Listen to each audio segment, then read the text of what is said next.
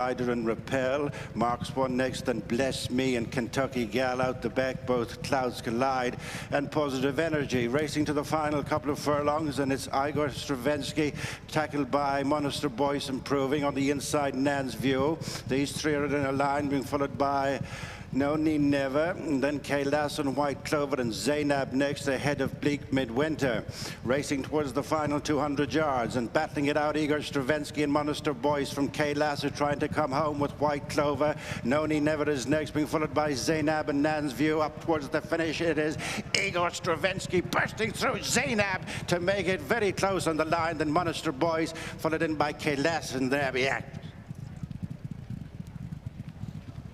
Well, it's very tight in the end. Igor Stravinsky was looking for the line, and Zainab, who had to wait for an out, has finished with real purpose here under Declan McDonough to force a photograph. And if she hasn't got there, she might just... Heading for the halfway stage, fractional leader on the stand side is Heavenly Being from Bon Bon, followed by Verified and Jalebi. There's been little changes from the outset. Sweetest is joined in the centre by Bit for Chester, and then Perfect Judgment, Pansy Poe. Over the far side is Lee Fall, racing to the final furlong and a half. And it's Heavenly Being continuing in front from Bit for Chester, and Sweetest has come under pressure. They're followed by Bon Bon, and then staying on is Pansy Poe in the spots ahead of Perfect Judgment, and Bit for Chester has run down Heavenly Being. Coming home to good effect is Pansy Poe over the far side, but it's Bit for Chester accounting for both Pansy Poe, Heavenly Being.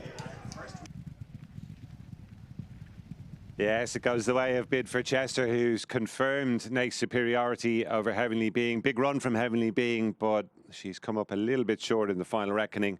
And Pansy Poe has shaped really well here for Fozzie Stack and Joe Sheridan on her first start out of Ali Rosen, independent expert, as they come inside the final 3 furlongs in the mile high-tech EQ Ultra Handicap. It's Grey Leader with coming to challenge on either side. Fast Start and Mr. Rango, 2 in front of Crystal Black, and then Sir Jack Thomas, followed by Spirit Genie and Simply Sideways Fades. Scholarship is next, being followed by Lady Lynette, Fiscal Rules and Casanova, an independent expert, and Mexicali Rose and Adams Cut Adoption and Prolanion. Inside the final furlong, nothing between Fast Starter and Mr. Rango. Crystal Black is coming at them hard, being followed by Casanova. Earls from on the outside, a long way back, Crystal Black, Earls and Casanova.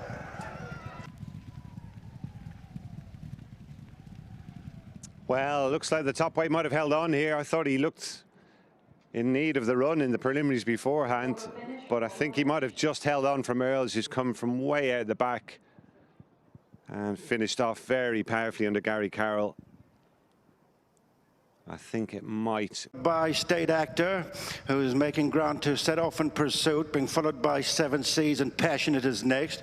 Unassuming has dropped ground, being followed by Concluding Call and Wisdom of Hindsight and Expound. But Mo Madier has come back to State Actor, who swept to the front. And 7 Seas and Passionate, Concluding Call and Wisdom of Hindsight next with Expound and Come On the Lads. And then Uncanny Nelda is arriving late on the outside, but it is State Actor out clear, being followed by Uncanny, Wisdom of Hindsight, Concluding Call next, but it's State Actor who got first run of the field. Second is Uncanny, then Wisdom of Hindsight, Come On the Lads next with Concluding Call, and then Never Near an Elder. I think Jerry's hit the nail on the head there. State Actor given a real good ride by Chris Hayes, getting first run on Uncanny, who's stayed on well in the closing stages. Posted a very promising belated debut effort, but State Actor is a 15-2 winner and a deserving winner as well. Track for Home by Helvic Dream, and then Village Voice and Mashur is next with White Birch. Widest into the straight is Maxis as they race just outside the final 2 furlongs, and it's Crypto Force continuing in the lead, chased now by Helvic Dream. Village Voice is there in the middle of the track, the Blue Jacket, and White Birch. Wide of them is Maxis, with Reju from last trying to get through on the inside. They're spaced across the track inside the final furlong, and the action is coming stand side. White Birch has come to the front from Village Voice and Maxis the near side. These 3 go away from the remainder, and it's White Birch from Maxis and Village Voice. They're the 1, 2, 3 as White Birch wins the Allege on seasonal comeback for Colin Keane and John Murphy. Yeah, White Birch, as he did last year, wins on seasonal debut on heavy ground over 10. Obviously didn't go and score subsequent to that, but run some really good races. And we'll see how he is campaigned beyond this. May well be up in... Next with Sheen Falls Time, and then Bloom Vega, who's trying to pick up ahead of Valjean. Racing past the two, and it's Chemistry, the one they've got to go and catch. And second is Model Approach, Captain Bay, followed by Bloom Vega and the Northern Sona. Sheen Falls Time, fading out of it is Noble Nation, and then Valjean, but out in front by 6 lengths is Chemistry from Bloom Vega, who's digging in on the outside of Captain Bay and the Northern Sonas and Model Approach. It's Chemistry continuing out in front of Bloom Vega, who's closing late on, but it's going to be too late as Chemistry justifies favouritism in the Irish National Stud Maiden. Second is Bloom Vega, the Northern Sonas, Captain Bay, Model Approach. Well, I think it's fair to say Ryan Moore really made up Chemistry's mind for him, and the result is a first career win for the Kingman Colt. Some promising efforts from some of those in behind, but Chemistry really took the race by the scruff of the neck. And our side with Tough Talk and Tyson Ye being followed by Dagoda and then Midnight Fat and Hawkseye.